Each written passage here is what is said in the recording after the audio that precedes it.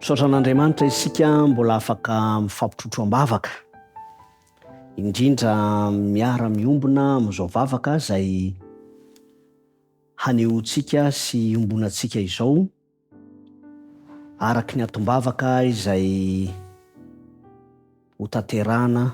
Koa asaiko ampitiavana ary ianao fa hanatanteraka izany isika. Rainay tsara indrindra izay ny an-danitro, misaotra anao zahay satria mbola raisinay ho tombontsoa ny mifampitrotro ambavaka, koa mangataka izahay famelan-keloka tanteraka. Mba ho tsapanay ihany koa Tompo, ary ho raisinay ho tombontsoa izany hoe fiainana voavela heloka izany amin'izao fotoana izao. Namanay Jenny Davida izay manana atom-bavaka manokana, mba ho afaka izy Tompo amin'ny fahalemena izay mahazo azy, ao koa ny fangatahany manokana mba ahafahany ho afaka amin'ny tsy fafahana miasa sabata.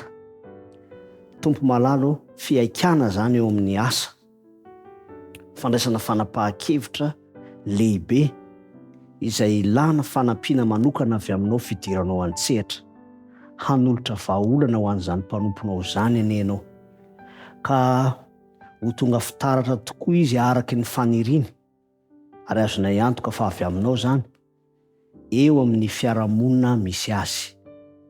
Na ny asa fitoriana izay napetraka ao taminy Tompo ho andraikiny eo amin'ny sehatra misy azy, dia tiany raha mba ahomby amin'izany izy, satria miditra an-tsehatra amin'ny alalan'ny tari-dalan'ny fananao masina sy fanampiana manokana avy aminao ho an'izany mpanomponao izany.